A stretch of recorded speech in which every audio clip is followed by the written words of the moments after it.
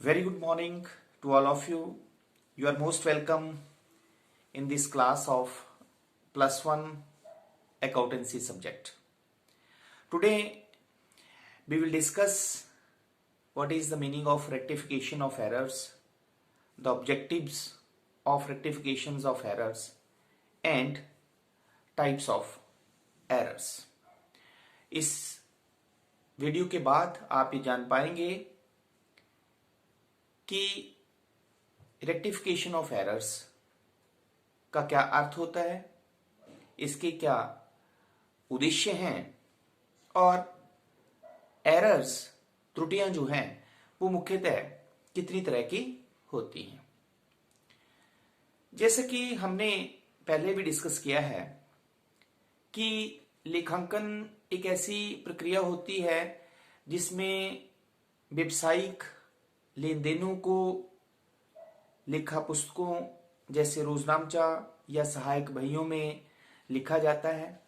उसके बाद खाता बही के द्वारा उनका वर्गीकरण किया जाता है और अंतिम खाते बनाकर उनका सारांश निकाला जाता है और अंत में जो रिजल्ट है उसका प्रस्तुतिकरण किया जाता है।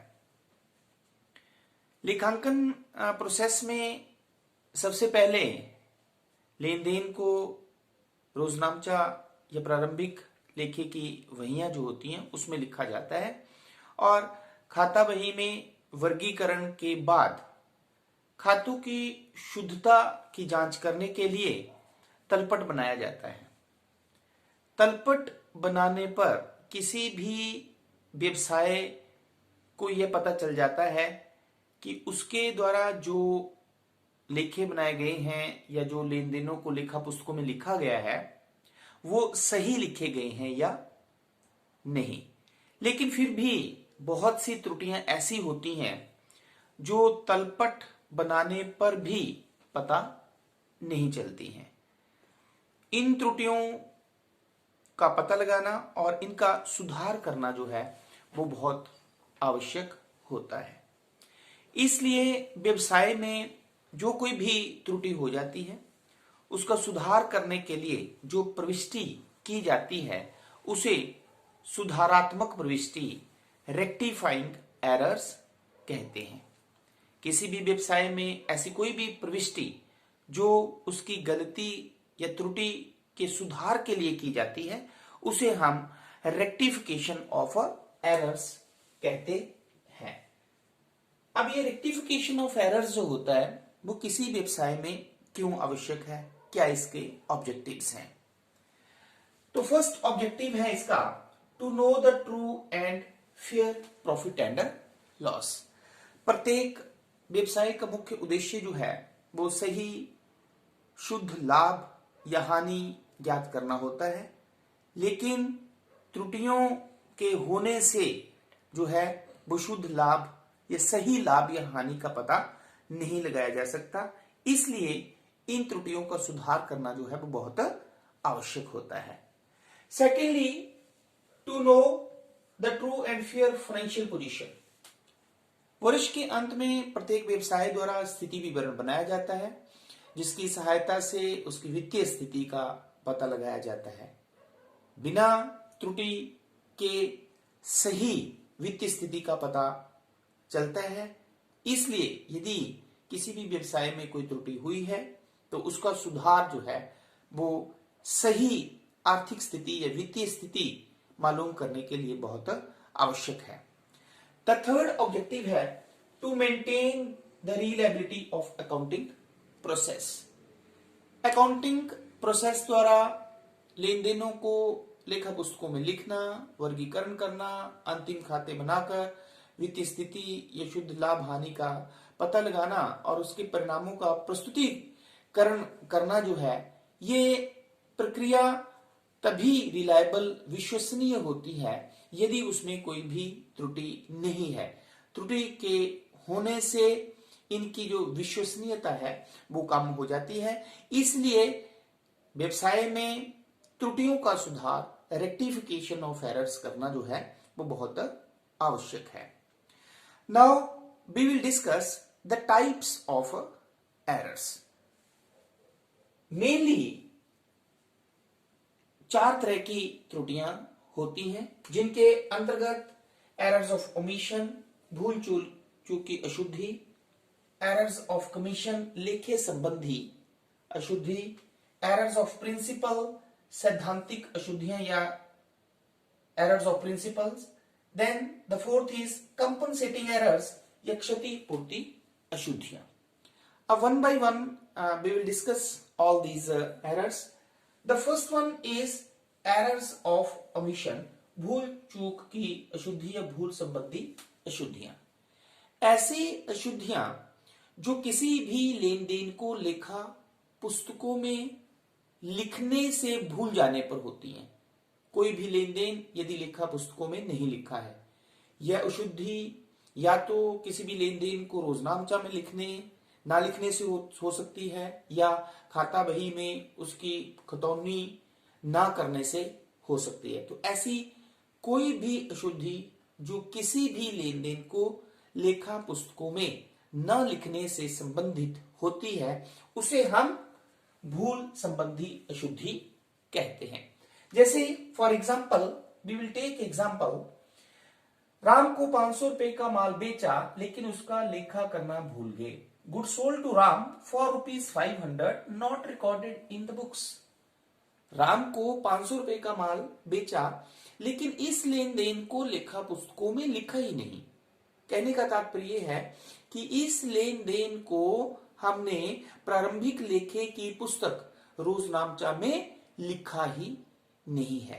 तो ऐसी त्रुटि जिसका हमने लिखा ही नहीं किया, लेखा पुस्तकों में उसे लिखा ही नहीं है, उसे हम भूल चूक की त्रुटि या भूल संबंधी अशुद्धि कहते हैं।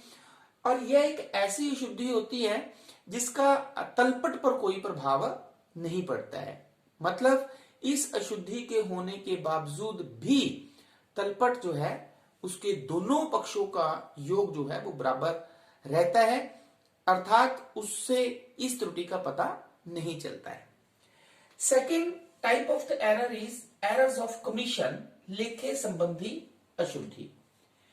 ऐसी कोई भी त्रुटि जो किसी भी खाते के किसी पक्ष में गलत राशि लिखने से या किसी खाते के गलत पक्ष में राशि लिखने से या किसी भी खाते में कम या ज्यादा योग करने से संबंधित होती है, उसे हम एरर्स ऑफ कमीशन कहते हैं, लेखे संबंधी अशुद्धि कहते हैं। फॉर एग्जाम्पल, राम को 500 रुपए का माल बेचा लेकिन पुस्तकों में 5000 रुपए से लिखा किया गया। Good sold to Ram for ₹500 but recorded in the books of accounts 5000। अब हमने राम को तो 500 रुपए का माल बेचा, हमें इस लेन देन को लेखा पुस्तकों में लिखना था 500 रुपए से, लेकिन हमने लेखा पुस्तकों में इसका लेखा कैसे कर दिया?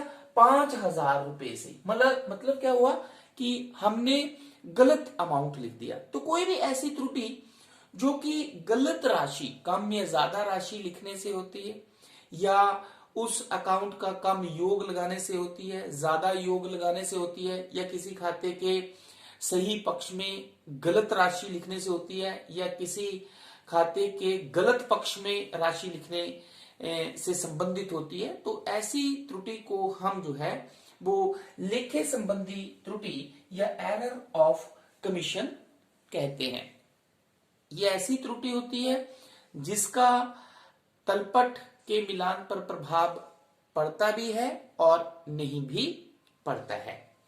Then the third error is errors of principle, सैद्धांतिक अशुद्धियां जिन्हें हम कहते हैं। सैद्धांतिक अशुद्धियां ऐसी अशुद्धियां होती हैं जो लेखांकन के नियमों, प्रिंसिपल्स जो होते हैं, कंसेप्ट्स जो हैं, कन्वेंशंस जो हैं अकाउंटिंग, उनको फॉलो ना करने से होती है। ये त्रुटियां तब होती हैं जब हमें लेखांकन सिद्धांतों का ज्ञान नहीं है।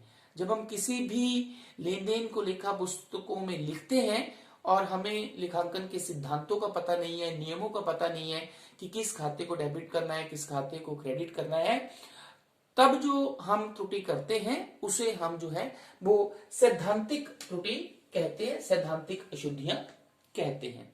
फॉर एग्जाम्पल, राम को वेतन 2000 रुपये दिया गया लेकिन राम के खाते में डेबिट कर दिया गया। Salary paid to Ram ₹2000 recorded in Ram account. अब जब राम को हमने 2000 रुपये का वेतन दिया तो इस खाते में तो हमारे पास एक सैलरी अकाउंट है और दूसरा हमारे पास कैश अकाउंट है, लेकिन हमने करके दिया राम के खाते को डेबिट कर दिया। हमने सैलरी की जगह जो है वो राम के खाते को डेबिट कर दिया। हमें क्योंकि इस रूल का ज्ञान नहीं है कि जब किसी भी नॉमिनल अकाउंट के साथ पर्सनल अकाउंट आता है तो नॉमिनल अकाउंट को कंसिडर करते हैं, पर्सनल अकाउंट को नहीं करते। जैसे इसमें देखें सैलरी पे टू राम, तो इसमें नॉमिनल अकाउंट हमारे पास सैलरी अकाउंट है, तो राम की जगह जो है वो सैलरी अकाउंट आएगा, ठीक है। लेकिन अगर हमें इस नियम का पता नहीं है, इस रूल्स का हमें पता ही नहीं है और हम जो है वो सैलरी की जगह जो है वो राम के खाते को जब हम डेबिट कर देते हैं तो इसका मतलब हम कौन सी त्रुटि कर रहे हैं, वो हम कर रहे हैं एरर ऑफ अ प्रिंसिपल। तो ऐसी कोई भी त्रुटि जो लेखांकन के नियमों या सिद्धांतों का ज्ञान न होने के कारण होती है उसे हम जो है वो सैद्धांतिक अशुद्धि कहते हैं। ऐसी अशुद्धि भी जो होती है उसका तलपट के मिलान पर प्रभाव नहीं पड़ता है, अर्थात तलपट द्वारा ऐसी अशुद्धि का पता नहीं चलता है। Then the fourth one is, last one is compensating error, जिसे हम क्षतिपूर्ति अशुद्धियां कहते हैं। ऐसी अशुद्धियां जो एक दूसरे के प्रभाव को नष्ट कर देती हैं, खत्म कर देती हैं, उन्हें हम क्षतिपूर्ति अशुद्धियां कहते हैं। कहने का तात्पर्य यह है कि व्यवसाय में पहले एक त्रुटि होती है और दूसरी त्रुटि इस तरह की होती है जो कि पहली वाली त्रुटि के प्रभाव को खत्म कर देती है, तो उसे हम जो है वो क्षतिपूर्ति अशुद्धि या कंपनसेटिंग एरर्स कहते हैं। और ऐसी त्रुटि का भी जो है वो तलपट के मिलान पर प्रभाव नहीं पड़ता है। फॉर एग्जाम्पल, यहाँ पे हम एग्जाम्पल लेते हैं कि राम को 100 रुपए का भुगतान किया लेकिन लेखा पुस्तकों में 1000 रुपए लिख दिया गया। दूसरी तरफ शाम को 1000 रुपए का भुगतान किया लेकिन 100 रुपए लिख दिया गया। Cash paid to Ram ₹100 but recorded in the books 1000 and cash paid to Shyam ₹1000 but recorded in 100 rupees. तो इस एरर में आप देख सकते हैं कि पहली जो गलती की वो क्या की कि राम को 100 रुपए पेमेंट की गई, तो इसका लेखा हमें करना चाहिए था 100 रुपए से, लेकिन 100 रुपए की जगह गलती से कितने लिख दिया हमने, 1000 रुपया लिख दिया। इसका मतलब क्या हुआ कि 900 रुपया हमने ज्यादा लिख दिया, ये गलती कर दी हमने। दूसरी साथ में हमने और अगली गलती क्या की, शाम को 1000 रुपए का भुगतान करना था, तो शाम को पेमेंट करनी थी हमने 1000 रुपीज की, लेकिन 100 रुपए से लिखा गया। लेकिन यहाँ पे शाम का जो है हमने जब इस एंट्री को लिखा तो वो हमने 100 रुपए से लिख दी। कहने का तात्पर्य क्या हुआ कि यहाँ पे हमने 900 रुपया कम लिखा। तो पहले आप देख सकते हैं कि हमने 900 रुपया ज्यादा लिख दिया हुआ है लेखा पुस्तकों में, और दूसरी गलती में आप देख सकते हैं कि हमने 900 रुपया जो है वो कम लिख दिया हुआ है। तो कहने का मतलब क्या हुआ कि ये एक ऐसी त्रुटि है, ये दो त्रुटियां ऐसी हैं जो एक दूसरे के प्रभाव को क्या कर रही हैं, खत्म कर रही हैं, नष्ट कर रही हैं। तो ऐसी त्रुटियां जो एक दूसरे के प्रभाव को नष्ट कर देती हैं उन्हें हम जो है वो कंपनसेटिंग या क्षतिपूर्ति अशुद्धियां कहते हैं। तो इस तरह से आज के इस वीडियो में हमने आपको रेक्टिफिकेशन ऑफ एरर्स, क्षतिपूर्ति त्रुटियों को सुधारात्मक त्रुटि किसे कहते, सुधारात्मक प्रविष्टि किसे कहते हैं ये बताया। दूसरा, ये जो रेक्टिफिकेशन ऑफ एरर्स ये क्यों करना आवश्यक है किसी व्यवसाय में, उसके ऑब्जेक्टिव्स के बारे में हमने आपको बताया। और जनरली जो ये एरर्स जो हैं वो कितनी तरह की होती हैं, तो मेनली 4 तरह की हमने आपको बताया है। तो आई होप कि इस वीडियो से आपका ये बेसिक कंसेप्ट जो है वो रेक्टिफिकेशन ऑफ एरर्स का, ये आपको समझ में आ गया होगा। Thank you very much.